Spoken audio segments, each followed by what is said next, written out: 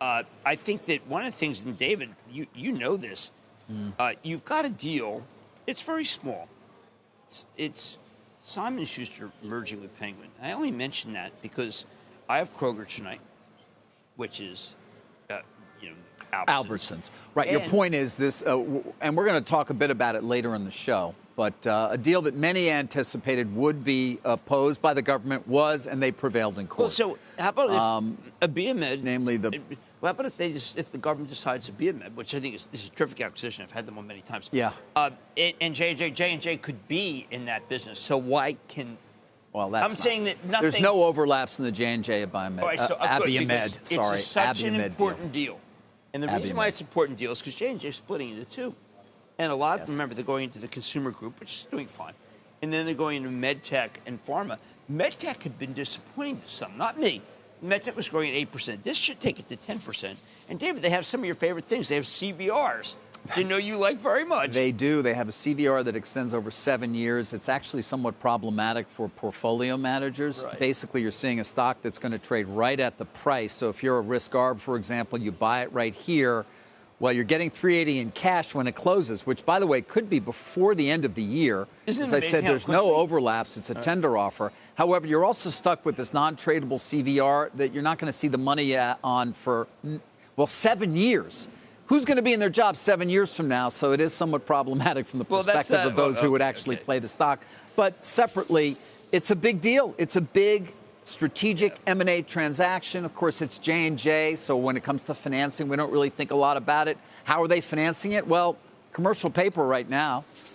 Some cash. Short-term commercial some cash paper the balance sheet. and some cash. So pretty easy for them. Of course, they have more than $30 billion in cash. Yeah, yes. And they've got a very high credit. I don't know if they're still AAA, but they're like the only AAA. They're Duracell, only Duracell.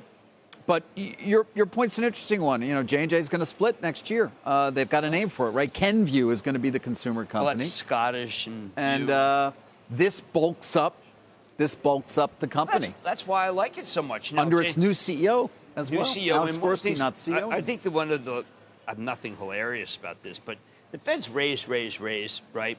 So, Carl, initially the deal is going to be not accretive. Why? Because J&J is making so much money on its cash that is that's one of those unintended consequences of J. Powell's attempt to be able to slow the economy is that J&J was making so much money on its cash. So I love the deal because my Charitable Trust owns it and I was most concerned about MedTech, and this alleviates it. Remember, they have a life-saving pump. When you're operating, you have to stop the heart. And that's when most people die. And if you have something that makes it so the heart can continue to pump, and they have that, then this is probably one of the most important devices. 15 million people cardiovascular. So I just think it's a great deal for J&J. People think they overpaid, but it's $1 billion right now, but they believe it's early in its growth trajectory. So They're paying over 16 times current sales. But, I mean, I'm being honored this year for the Baby's Heart Fund up at Columbia Presbyterian. And when if you can prevent death, this is what we're trying to do. We're trying to prevent death at that moment of heart transplant, that moment of cardiovascular. And that company is the hope. How about the fuller picture of M&A today? Sealed Air, Atlas, Victoria's Secret, a lot of strategic bolt-on M&A happening. Well, I think that, I defer to David on this, but there's a lot of ways. This is nice growth, buying growth in an atmosphere where growth's hard to come by.